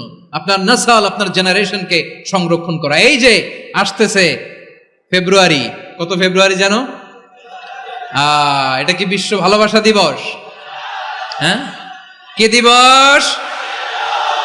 এই বিশ্ব ভালোবাসা দিবসের সাথে মুসলমানদের কোনো সম্পর্ক নাই। আমার প্রিয় ভাইরা, এই যে আপনি অবৈধ সম্পর্কে জড়ালেন, কেন আল্লাহ অশ্লীলতাকে হারাম করেছে দেখেন। বলতেছিলাম যে এটা আপনার নাসল, আপনার জেনারেশন, আপনার লিনিয়েজ, আপনার বংশকে প্রিজার্ভ করা। কে কার বাবা, কে কার মা, বাবা মা জানা, প্রজন্মকে প্রিজার্ভ করা, এটা ইসলাম ওয়াজিব করে দিয়েছে। এই যে অবৈধ সম্পর্কের কারণে, বিশ্ব বেহায়া দিবসের কারণে, এগুলোর আউটকাম, আউটপুট হিসেবে মাঝে মাঝে ঢাকা মেডিকেলের ডাস্টবিনে নবজাতকের বাচ্চার কান্নার আওয়াজ শুনতে পাওয়া যায়।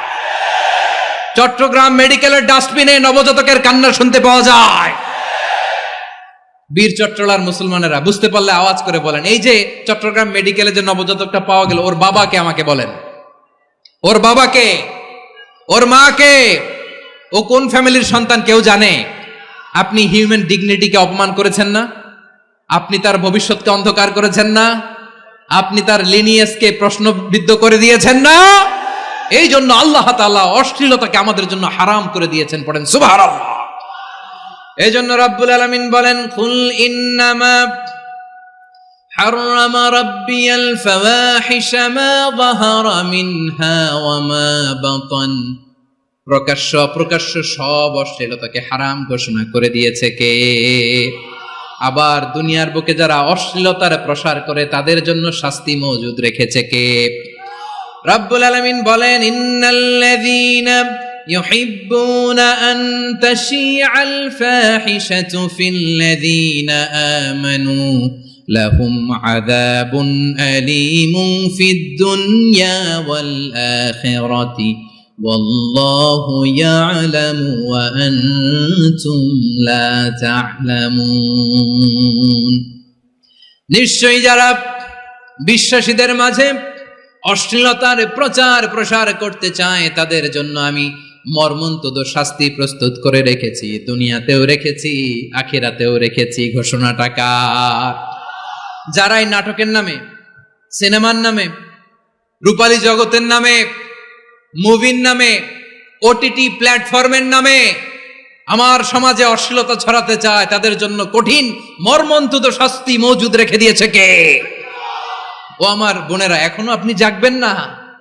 এখনো আপনার চিন্তার দুয়ারে এখনো নাড়া পড়ে নাই? ওরা আপনাকে উলঙ্গ বানাতে চায়, ওরা আপনাকে আইটেম গার্ল বানাতে চায়। এজন্য ইসলাম অশ্লীলতাকে হারাম করেছে। হারাম।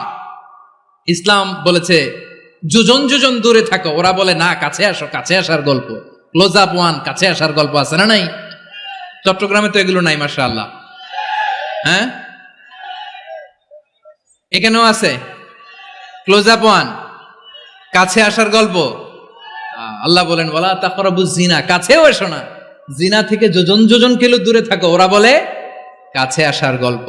আমার বীর চট্টলার ভাইয়েরা, কাছে আসতে হলে আমরা কোরআনের কাছে আসব, কাছে আসতে হলে নবীর কাছে আসব, কাছে আসার গল্প হবে আমার রবের কাছে আসার গল্প। চিল্লায় বলো ঠিক কিনা? আওয়াজ করে বলুন, অশ্লীলতার সাথে আমাদের কোনো সম্পর্ক? আমরা এই সমস্ত ক্লোজ আপ ওয়ান কাছে আসার গল্পের প্রোগ্রামে যাব। আমরা কোন ধরনের অশ্লীল কন্টেন্ট সোশ্যাল মিডিয়ায় টিভিতে দেখব? কি যুগ যে আমরা কাটাচ্ছি আপনি কল্পনা করতে পারবেন না। নারী পুরুষের বস্ত্রহীন যুগল দৃশ্য, এটাকে দিয়ে ওরা কোটি ডলারের ইন্ডাস্ট্রি বানিয়েছে। পুরো মানব ইতিহাসে এরকম জঘন্য সময় মানব ইতিহাস পার করে নাই। শরীফ থেকে শরীফা শুনছেন আপনারা? দেখতে পুরুষ, আসলেই পুরুষ, সুস্থ একজন পুরুষ, 4 সন্তানের বাবা, বলে আমি মনে মনে নারী। দেখতে নারী, সুস্থ নারী, আসলেই সে দিব্যি একজন নারী, বলে আমি মনে মনে পুরুষ।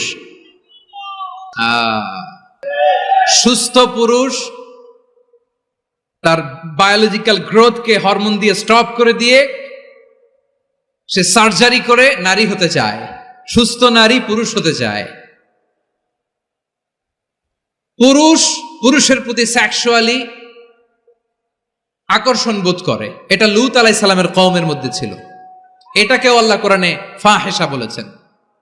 ওয়ালুতান ইয ক্বালা লিকাওমিহি আতাতুনাল ফাহিশাতা মা সাবাকাকুম বিহা মিন আহাদিম মিনাল আলামিন। লূত আলাইহিস সালাম বললেন, তোমরা কি এমন এক অশ্লীল কার্যক্রমে ডুব দিলে নাকি যেটা গোটা বিশ্বের কেউ কখনো করে নাই, তোমরাই প্রথম করেছো। পড়েন নাউযুবিল্লাহ। এই পশ্চিমের এই রোগ আমার দেশে যেন আসতে না পারে, আমাদের সজাগ থাকতে হবে। প্রিয় ভাইরা, চিল্লায় বলেন ঠিক কিনা? পশ্চিমের অবস্থা ভয়ঙ্কর। পাশ্চাত্যে আমি যুক্তরাষ্ট্রে ছিলাম অনেকদিন, কয়েক মাস, বিভিন্ন স্টেটে ঘুরেছি। গার্ডিয়ানরা উদ্বিগ্ন। ছেলে মেয়েদেরকে, ছোট্ট ছেলে মেয়ে, ওদেরকে জিজ্ঞেস করে তুমি how do you feel right now inside yourself, তুমি ভিতরে ভিতরে কেমন ফিল করো, তোমার কি ছেলে ছেলে লাগে না মেয়ে মেয়ে লাগে? আচ্ছা বলেন, এই ছোট্ট বাচ্চাটা ওকে এগুলো জেন্ডার অ্যাসাইনমেন্ট বলতে এগুলো কিছু বুঝে? এইভাবে মিসগাইড করা হচ্ছে। কৌতূহল বশত ছোট্ট ছেলে যদি বলে আমার তো মেয়ে মেয়ে লাগে, তখন বলে যে না তুমি মেয়ে, ছেলে না। মা বাবা বাধা দিলে ওকে আলাদা গভর্নমেন্ট হাউসে নিয়ে যায়। ভয়ঙ্করতম অবস্থা। আমরা একটা সময় শুনতাম যে হুজুর আমার ছেলেটা খুব ভালো, হাফেজে কোরআন, আল্লাহওয়ালা। হুজুর আমার ছেলে দাড়ি রাখছে, আল্লাহওয়ালা। হুজুর আমার ছেলে 5 ওয়াক্ত সালাত জামাতের সাথে পড়ে, তার মানে আল্লাহওয়ালা। পশ্চিমে যে আমি কি শুনছি জানেন? ওরা বলে হুজুর আমার ছেলেটা ইউনিভার্সিটির একটা মেয়ের সাথে প্রেম করে, ও খুব আল্লাহওয়ালা, হুজুর দোয়া করবেন। এর কারণ ওদের কাছে আল্লাহওয়ালার ক্রাইটেরিয়া হচ্ছে হুজুর আমার ছেলেটা আরেক ছেলেরে পছন্দ করে নাই, আমার মেয়েটা আরেক মেয়েকে ভালোবাসে নাই, এজন্য আমার ছেলেটা আল্লাহওয়ালা, হুজুর ওর জন্য একটু দোয়া করে দিয়েন। কি চ্যালেঞ্জ ওরা ফেস করতেছে। ওনার ছেলে যে আরেক ছেলেরে বিয়ে করবে না, এটাতেই উনি খুশি যে আলহামদুলিল্লাহ আমার ছেলেটা একটা মেয়েরে ভালোবাসে, আমার মেয়েটা একটা ছেলেরে ভালোবাসে, মানে এটা খুব আল্লাহওয়ালা। নাউজুবিল্লাহ পড়তে পারলেন না? এজন্য অশ্লীলতার সাথে আমাদের কোনো সম্পর্ক। রব্বুল আলামিন বলেন ওয়ায়ানহা আনিল ফাহশাই ওয়াল মুনকারি ওয়াল বাগি, 3টা জিনিসকে আমি নিষিদ্ধ করলাম। 1 নাম্বার হলো ফাহশা, অশ্লীলতা। 2 নম্বরে হলো মুনকার, সমস্ত মন্দ কাজ। আপনাদের মনোযোগ আছে না? শেষ করে দিব? আর 2-1 মিনিট শুনবেন? আচ্ছা বলি তাহলে, আর 2-1 মিনিট। তাহলে নিষেধাজ্ঞা জারি করেছেন 3টা জিনিসের উপর। 1 নাম্বার কি? ফাহশা, অশ্লীলতা। 2 নাম্বার মুনকার। মুনকার মানে হচ্ছে যত মন্দ কাজ, খারাপ কাজ, বাজে কাজ, এটার বলে মুনকার। এটার কি বলে? আপনারা পড়ছেন না তা'মুরুনা বিল মা'রুফি ওয়া তানহাউনা আনিল মুনকার। ভালো কাজের আদেশ, সৎ কাজের আদেশ, অসৎ কাজের নিষেধ। মুনকার, মুনকার হচ্ছে মানুষের স্বাভাবিক বিবেকবোধ যেটাকে খারাপ বলে, ওইটাই মুনকার। পৃথিবীর সব আসমানি গ্রন্থ যেটাকে খারাপ বলেছে, মানুষের স্বাভাবিক বিবেকবোধ যেটাকে খারাপ বলেছে, এগুলো সব মুনকার। যেমন ইফটিজিং, এটা কি ভালো না খারাপ? মজুদদারি, খাদ্যে ভেজাল দেওয়া, ওজনে কম দেওয়া, মাছে ফরমালিন মিশানো, চাঁদাবাজি, টেন্ডারবাজি, দখলবাজি, এগুলো আমাদের স্বাভাবিক বিবেকেই বলে এগুলো খারাপ, এগুলো হচ্ছে মুনকার। আল্লাহ তাআলা এই মুনকার থেকে আমাদেরকে বেঁচে থাকতে বলেন, আর শয়তান এই মুনকারের প্রতি আমাদেরকে উদ্বুদ্ধ করে।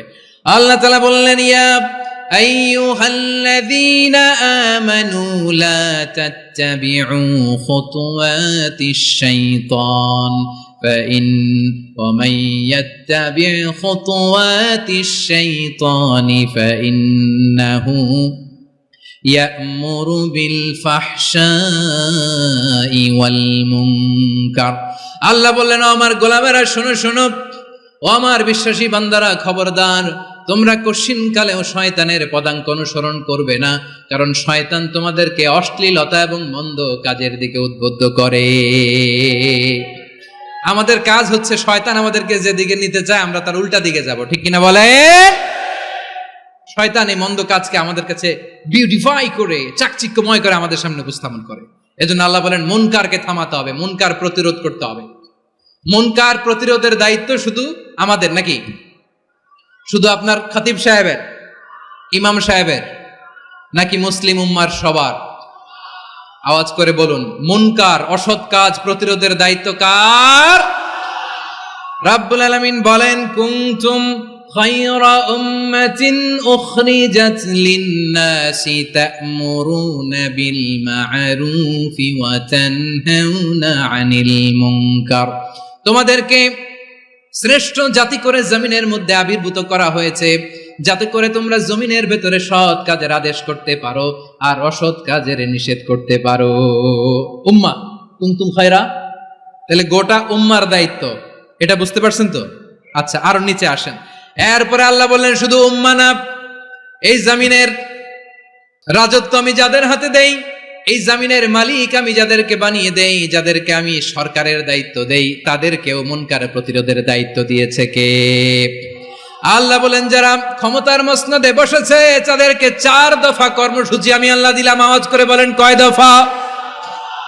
আল্লাহ বলেন, আল্লাযীনা ইম্মাক্কান্নাহুম ফিল আরদি আকামুস সালাতা ওয়া আতাউয যাকাতা ওয়া আমারু বিল মা'রুফি ওয়া নাহাউ আনিল মুনকার ওয়ালিল্লাহি আকিবাতুল উমুর। যারা এই জমিনের উত্তরাধিকার হয়েছে তারা 4 দফা কর্মসূচি নিয়ে সামনে আগাবা। সালাত কায়েম করবা, যাকাত আদায় করবা, সৎ কাজের আদেশ দিবা, অসৎ কাজ থেকে মুনকার প্রতিরোধ করবা। আদেশটা কার? আমার প্রিয় চট্টলার ভাইয়েরা, পুরো উম্মার দায়িত্ব মুনকার প্রতিরোধ করা, সরকার প্রধানের দায়িত্ব মুনকার প্রতিরোধ করা। এরপর আল্লাহ বলেন, প্রতিটা ফ্যামিলির যিনি প্রধান সিইও বাবা, প্রত্যেক বাবারও দায়িত্ব এই মুনকার প্রতিরোধ করা। আওয়াজ করে বলেন ঠিক কিনা? যেমনটি সাইয়েদনা লুকমান আলাইহিস সালাম ওনার কলিজার টুকরা সন্তানকে আদেশ করেছেন, ইয়া বুনাইয়া আকিমিস সালাতা ওয়া'মুর বিল মা'রুফি ওয়ানহা আনিল মুনকার। পড়েন সুবহানাল্লাহ। বাবা ছেলেকে সবক দিচ্ছে। কে সবক দিচ্ছে? কাকে? লুকমান আলাইহিস সালাম ছেলেকে বলতেছে, ওরে আমার কলিজার টুকরা সন্তান, ওরে আমার বাছা, নামাজ কায়েম করবা, সৎ কাজের আদেশ দিবা, আর মুনকার প্রতিরোধ করবা, অসৎ কাজ, সমাজ থেকে খারাপ কাজকে ঝেঁটে বিদায় করে দিবা। তাহলে দেখেন, আমি স্টেপ বাই স্টেপ নামলাম। পুরা উম্মার দায়িত্ব, জমিনের উত্তরাধিকারী আল্লাহ যাদেরকে বানিয়েছেন সরকার, তাদের দায়িত্ব, প্রতিটি ফ্যামিলির প্রধানের দায়িত্ব। এরপরে বিশ্বনবী বলেন, সচেতন প্রতিটি মুসলিমের দায়িত্ব সমাজ থেকে মুনকারকে উৎখাত করা। বিশ্বনবী বলেছেন, মান রাআ মিনকুম মুনকারান ফালিয়ুগাইয়িরহু বিয়াদিহি فإن لم يستطع فبلسانه وإن لم يستطع فبقلبه وذلك أضعف الإيمان। সমাজে যে মুনকার দেখবে, খারাপ কাজ দেখবে, সে যেন হাত দিয়ে সেটাকে থামায়। কি দিয়ে? আপনাদের তো হাত নাই না? হাত আছে, হাত আছে। ওরা যেই হাত দিয়ে অন্যায় করে ওইটা প্রতিরোধের জন্য আমাদেরও হাত আছে না নাই? আমার প্রিয় ভাইয়েরা, ওরা ওদের যেই হাত দিয়ে টেন্ডারবাজি করে, চাঁদাবাজি করে, ইফটিজিং করে, দখলবাজি করে, যেই হাত দিয়ে, ওই মুনকার থামায় দেওয়ার জন্য আল্লাহর দেয়া আমাদেরও 2টি হাত আছে না নাই? আমাদেরও হাত আছে। থামাইতে হবে, থামাইতে হবে, হিম্মত করতে হবে। আমার প্রিয় ভাইয়েরা, না থামালে আমরাই ডুববো শেষমেশ। আমাদের বাঁচার জন্য হইলেও থামাইতে হবে। রব্বুল আলামিন বলেন, ওয়াত্তাকু ফিতনাতাল লা তুসিবান্নাল্লাযীনা যালামু মিনকুম খাসসা। ও আমার গোলামেরা, ওই আযাবকে ভয় করো যে আযাব যখন আমি জমিনের বুকে পাঠাই শুধু জালেমদেরকেই মারি না, আলেমদেরকেও মারি। আযাব যখন আসে তখন শুধু জালিমই মরে না, আলেমও মরে। জানেন, মুসা আলাইহিস সালামের পায়ে একবার একটা লাল পোকা কামড় দিয়েছে, লাল পিঁপড়া। লাল পিঁপড়া কামড় দিলে খুব আরাম লাগে না? কি লাগে? হ্যাঁ, জলে না? লাল একটা পিঁপড়া কামড় দিছে, তো উনি রেগে মেগে পাশি দেখে লাল পিঁপড়ার বাসা, পা দিয়ে ডলে মুছে সবগুলো পিঁপড়া মেরে ফেলছে। এই ঘটনাটা আল্লাহ ঘটিয়েছেন এজন্য। মুসা আলাইহিস সালাম ছিলেন কালিমুল্লাহ, সরাসরি আল্লাহর সাথে কথা বলতেন। তিনি আল্লাহকে জিজ্ঞেস করেছিলেন, আল্লাহ তুমি যখন কোন জনপদে আযাব পাঠাও, শাস্তি দাও, ওখানকার শুধু জালেমরাই তো মরে না, ভালো মানুষগুলাও মরে, তো আযাব দিবা মুশরিকদের উপর দিবা, অবাধ্যদের উপর দিবা, ভালো মানুষগুলারে মারো কেন? আল্লাহ বললেন, মুসা তোমার যে কামড় দিছিল পায়ের মধ্যে পিঁপড়া, কয়টা পিঁপড়া? জোরে বলেন। একটা পিঁপড়া, তো সবগুলারে মারলা কেন? রেগে মেগে পুরো পিঁপড়ার বাসা ভেঙে মেসাকার করলা কেন? এই মুসা, আমি যখন অ্যাকশনে যাই, আমি যখন শাস্তি দেই, তখন এত বাস বিচার করা হয় না, বাস বিচার করা যায় না। যখন অ্যাকশনে যাওয়া হয় ওইটা ডাইরেক্ট অ্যাকশন হয়ে যায়। চিল্লায় বলো ঠিক কি না? এজন্য আমাদের বাঁচার জন্য হলে ওই পাপ থামাতে হবে, এই শয়তানের অট্টহাসি থামাতে হবে, অন্যায় অপরাধ সমাজ থেকে আমাদের থামাতে হবে। কারণ আযাব আসলে ওরাও মরবে, আমরাও মরব। একটা জাহাজ 2 তলা, আপনি আছেন 2য় তলায়। শুনতেছেন? শুনতেছেন? জাহাজ কয় তলা? আপনি কোন তলায়? 2য় তলায়। নিচের তলার কিছু লোক জাহাজের তলা ছিদ্র করতে আরম্ভ করছে। কি ছিদ্র করতেছে? আচ্ছা, জাহাজের তলা ছিদ্র করলে তলা দিয়ে কি ঢুকে? এখন আপনি যদি বলেন আমার কি, আমি তো 2 তলায়, আমার কি, আমি তো সেফ, আমি ইন দ্য সেফ জোন, আমি তো ভালো আছি, আমি তো ভালো আছি, ওরা ছিদ্র করে ওরা মরবে। আসলে কি শুধু ওরা মরবে, নাকি তলা ফুটো হলে ভিতরে পানি ঢুকলে আপনারও সলিল সমাধি হবে? তলা দিয়ে যখন পানি ঢুকবে, জাহাজ ঢুকলে আপনিও মরবেন। এজন্য নিজে মরার আগে ওই পাগলগুলোর নিচতলায় যে থামাতে হবে। চিল্লায় বলেন ঠিক কি না? এজন্য আল্লাহ বললেন, মুনকার প্রতিরোধের দায়িত্ব সমাজের টপ টু বটম সবার। পুরো আম্মার দায়িত্ব, সরকার প্রধানের দায়িত্ব, প্রতিটি ফ্যামিলির প্রধান বাবার দায়িত্ব। বিশ্বনবী বললেন প্রতিটি সচেতন মুসলিমের দায়িত্ব। এজন্য মুনকার প্রতিরোধ করার দরকার আছে না নাই? সমাজে এই যে ইফটিজিং হয়, আপনার বোনের বয়সী একটা মেয়েকে কিছু বকাটে টিটকারি করে, এই বলে সেই বলে, নোংরা কথা বলে, রাস্তায় দেখেও আপনি পাশ দিয়ে না দেখার মতো চলে যান কেন? আপনি দাঁড়ান না কেন? আপনি দাঁড়ালেই তো থেমে যাবে। কারণ সত্যের যে শক্তি, তার সামনে মিথ্যা মুখ থুবড়ে পড়ে। আপনার সামনে ও কিছুই না, নাথিং। আপনি দাঁড়ান, ওকে প্রশ্ন করেন যে আমার বোনকে তুমি ডিস্টার্ব করো কেন? আপনাকে দেখে আরো 5 জন দাঁড়াবে, 5 জনকে দেখে আরো 10 জন দাঁড়াবে।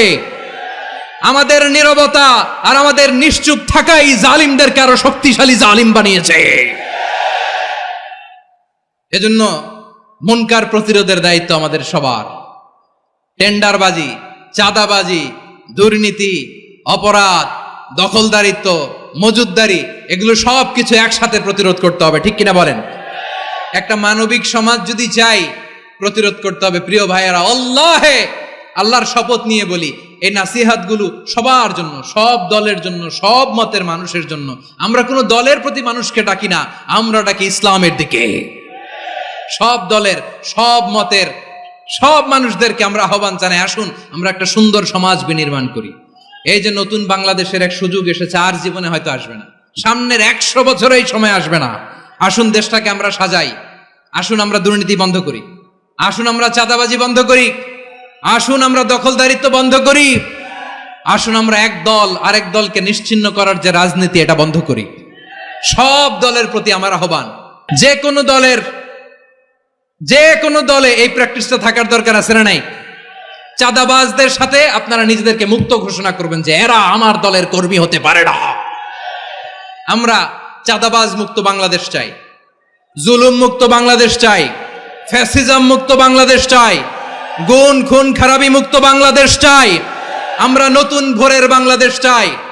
ওই বাংলাদেশ পাওয়ার জন্য মুনকার প্রতিরোধে, অন্যায় প্রতিরোধে যদি বাঘের বাচ্চার মতো, আবু সাইদের মতো দুই হাত উঁচু করে বুককে টান টান করে প্রসারিত করে দাঁড়াতে হয়, রাজি আছো মুসলমান? কারা কারা রাজি? আল্লাহকে হাত দেখিয়ে প্রতিজ্ঞা করো।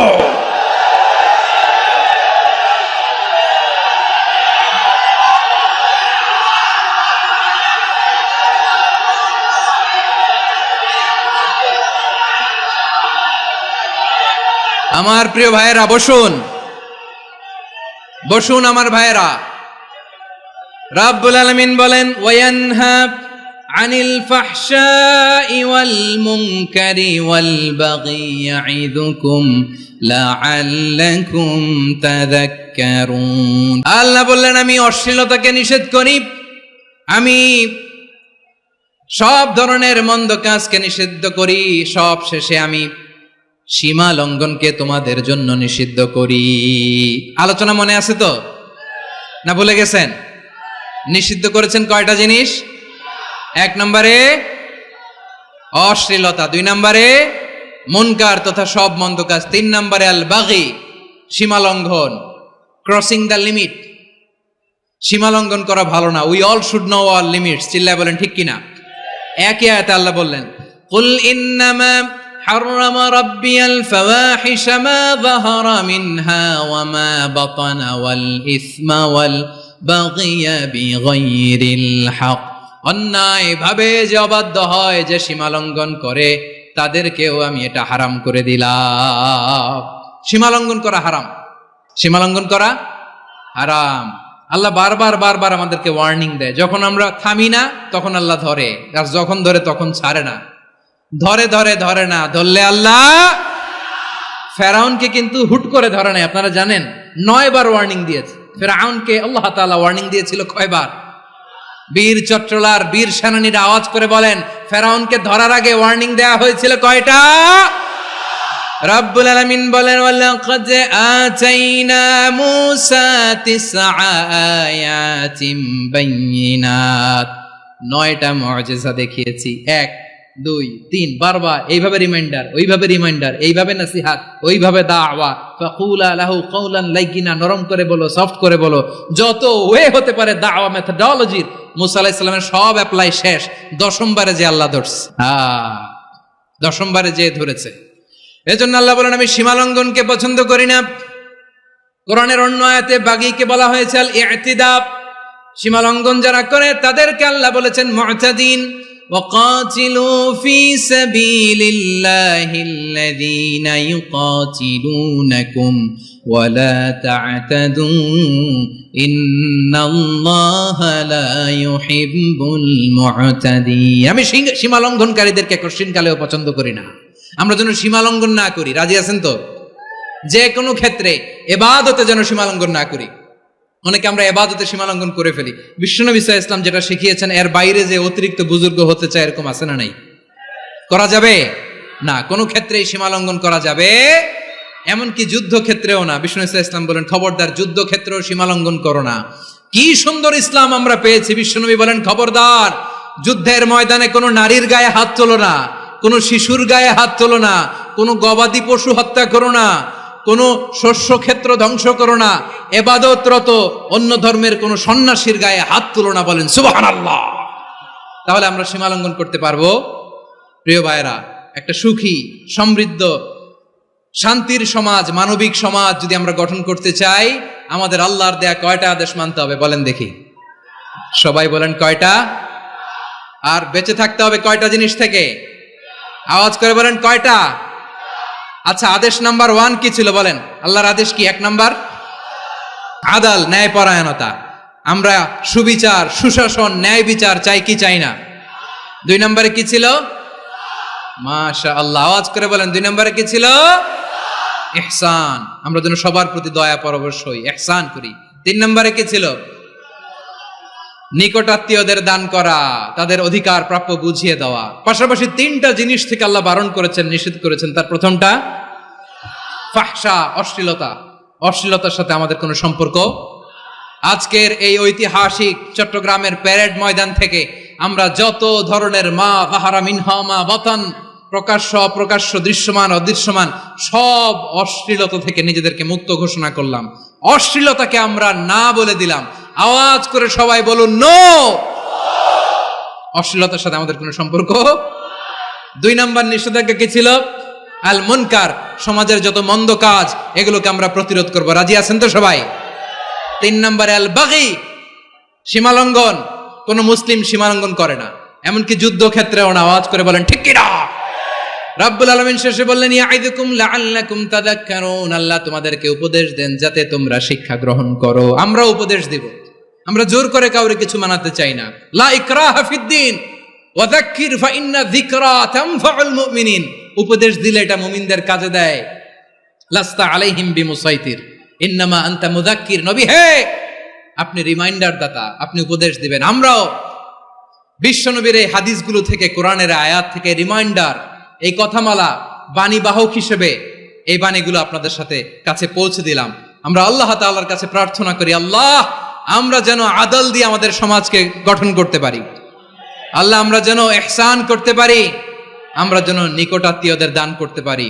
আল্লাহ যত ধরনের অশ্লীলতা, অনাচার, মন্দ কাজ, সীমালঙ্ঘন, অবাধ্যতা থেকে যেন আমরা বেঁচে থাকতে পারি। আল্লাহ তাআলা আমাদের সবাইকে কথাগুলো বোঝার ও আমল করার তৌফিক দান করুক।